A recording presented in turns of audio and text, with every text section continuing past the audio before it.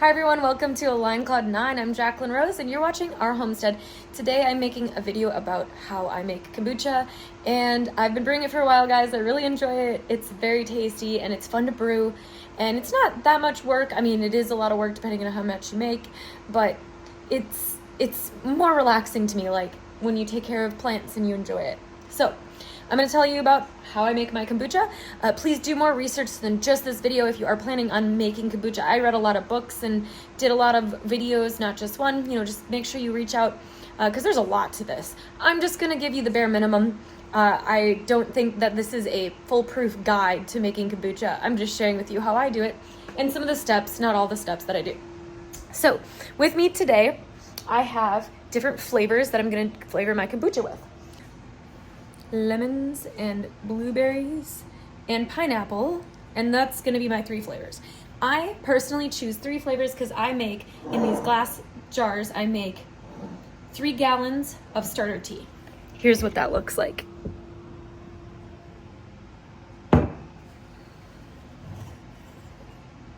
So here's my starter tea. My scobies here on top. So there's 2 scobies, one there and one there, and this is the new SCOBY, the one on the top, and this was the one that I put in there for the starter tea. The starter tea contains black tea, sugar, and a SCOBY, and some starter tea, which starter tea is just this tea right here. It's concentrated kombucha. So just like a cup of that or 2 in each gallon. So that's what I do. Next is to take the SCOBY out and put it in a different vessel, and then strain the rest of the kombucha into a new container. So I'm gonna be putting it in these big glass containers, strained, and then I'm gonna leave about a cup in here for the next batch, so that I can make another batch of kombucha. So I'll use a clean container. So this is the newer formed SCOBY. It was at the top. Has some weird brown yeasty stuff on it. And this is the old SCOBY. So this was the new SCOBY from my previous batch that created this next SCOBY. So I'm gonna save them both. And then we're gonna take about a cup of this.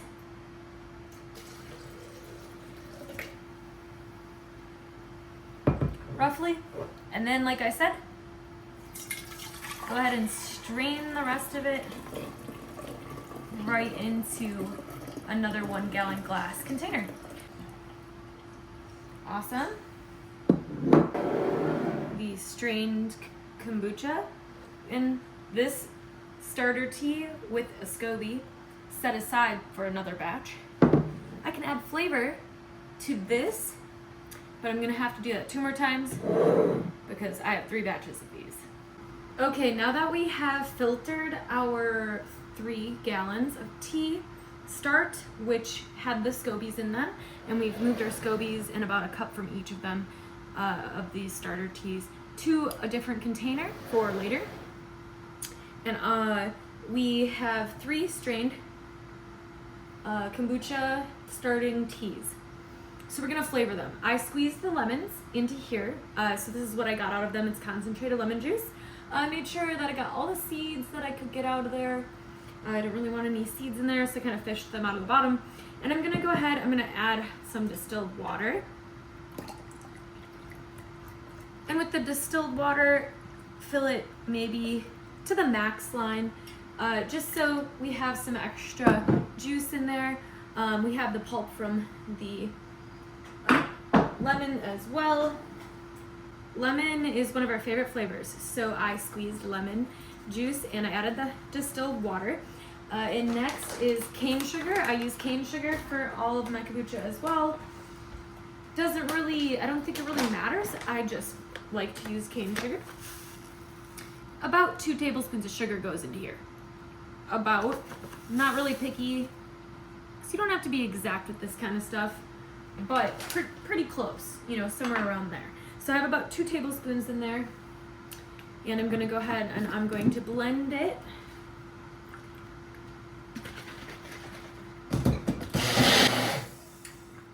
Good. So it kind of got some bubbly color to it.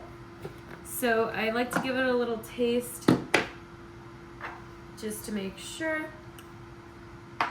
Ooh, and that's really sweet, really lemony. I love it. Really good. So it should be too sweet and too lemony for you to add to this. So now we add the 2 tablespoons of sugar and the lemon juice and distilled water into one of our starter kombuchas. And we can give that a taste. A little spin around and do a little taste. Oh, that's really good. So it's still a little lemony than I would like it, and a little sweeter than I would like it, which is perfect because we're gonna bottle this next. So there's the lemon. Next we'll do pineapple. So I cut up a whole pineapple, and I'm gonna get as much of it as I can into this jar. I'm gonna add 2 tablespoons of cane sugar.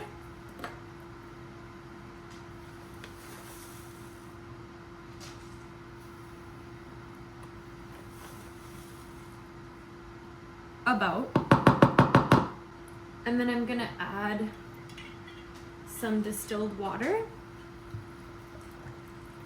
Just a little bit to that one because I want to try to get more pineapples in there after I blend it.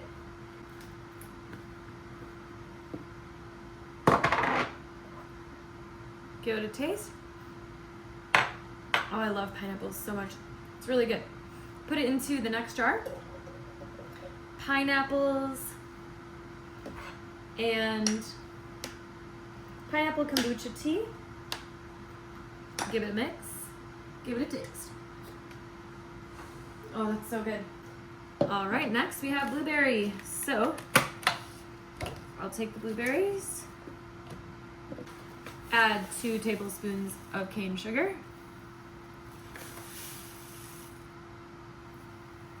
distilled water,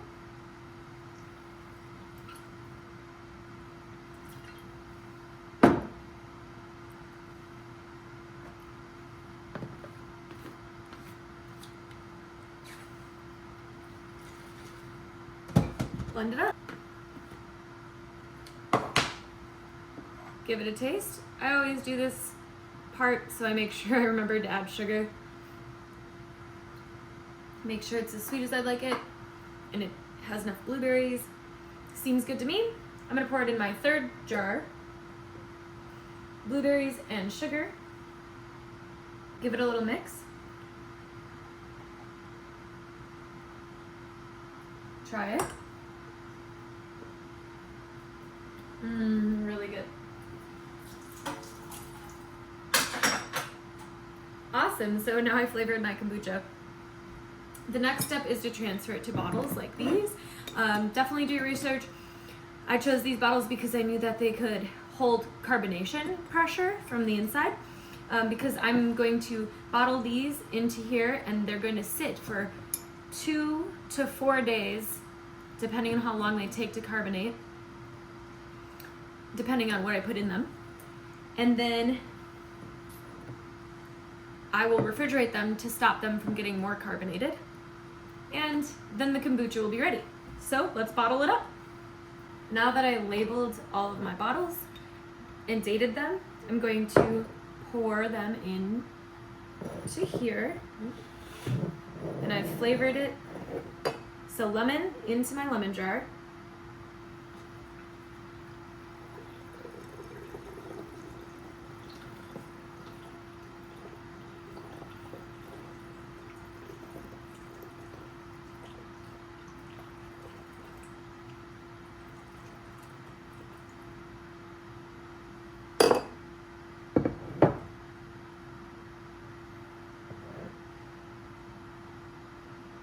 And I filled them about that full, just to give them a little extra space for carbonating. I don't know if you have to do that, I just like to do that. Now this can sit for 2 to 5 days. It's ready to go into my kombucha drawer. And then I fill the rest of them.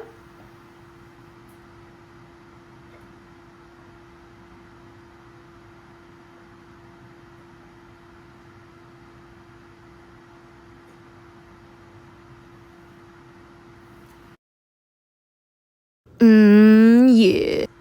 So I've bottled the last of the pineapple into here. It wasn't a full bottle, but that happens. And then I'm going to combine the rest of the lemon and the blueberry together to have lemon blueberry, because there's not enough to fill a bottle, but I think those flavors will go good together.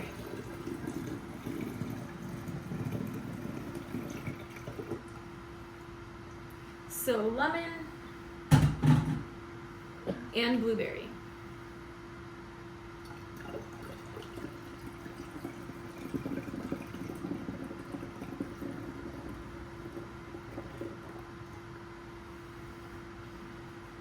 All right, and that went smoothly, so I don't even have to wipe it. But I'm gonna store them between 2 and 4 days. The lemon doesn't have as much fruit pulp and more distilled water, so that one usually takes 4. Sometimes I go 5 for lemon juice, just the lemon juice. But you're gonna have to feel it out for yourself. Careful not to over carbonate. Your bottles can explode. Again, do more research in this video. So now that I've bottled my kombucha, here's one of the blueberries, dated blues. Blueberry kombucha.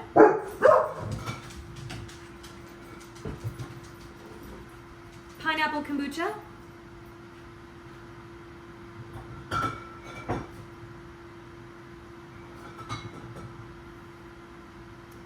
And of course, lemon kombucha.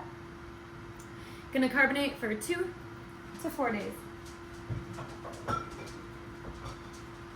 Now that I have that, the next step, and what I've been doing behind the scene, is preparing more tea. So let's take a look at that. Earl Grey black tea. There is some in there.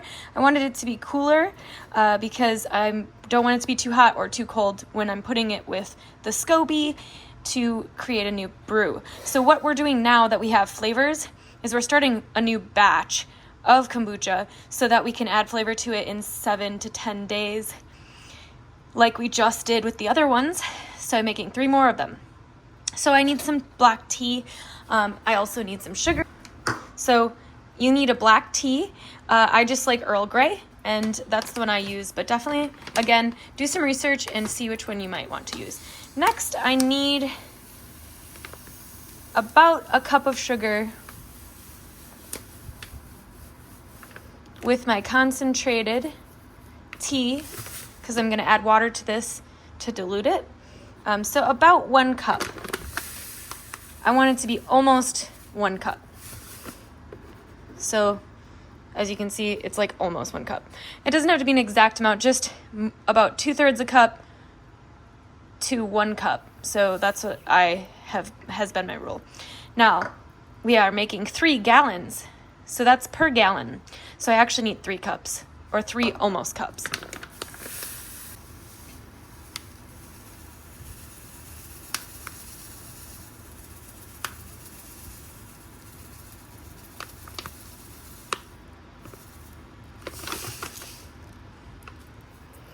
And 3.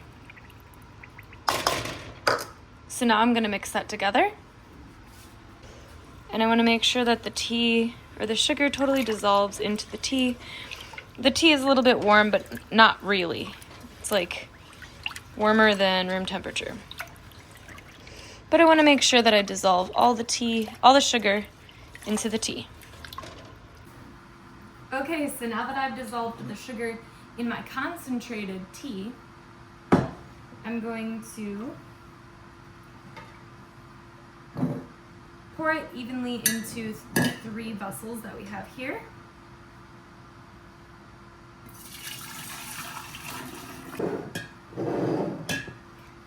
Okay, I have the tea evenly poured. So next, I'm going to add about a cup of starter tea. Once I have my starter tea in there, I'm gonna add my SCOBYs.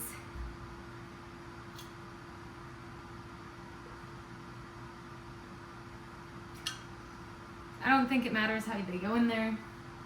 Once my starter tea and my scobies are in my kombucha vessels, now it's time to fill and top it off with distilled water.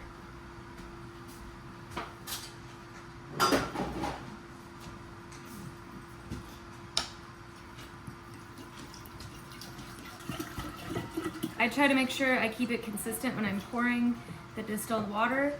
The starter tea, or the concentrated black tea and sugar mixtures, so that it's a pretty even batch of kombucha across the line. So that's just why I do it like that, just to keep some consistency in flavor and all of that. So there. So now that these have been topped off with distilled water, they're ready to go. I'm gonna wipe them down. I'm going to add a clean towel to the top. I'm gonna rubber band it on. And then these will sit 7 to 10 days in my kombucha cupboard away from the sun and other light. And usually 7 days is what I do. And then I will begin the process again all over, where I will flavor these started teas, and I will make a new brew, a 3-gallon brew. So that is how I make kombucha. Thank you for joining me today. I hope you learned something. Please like, share, comment, subscribe, because it helps out this channel and it helps me know that you like the videos that I'm making. If you found this to be informative or helpful, please let me know. Thank you for joining me today. I really appreciate you spending your time here with me on a line cloud 9. I hope your day is as beautiful as you are, and I will see you next time.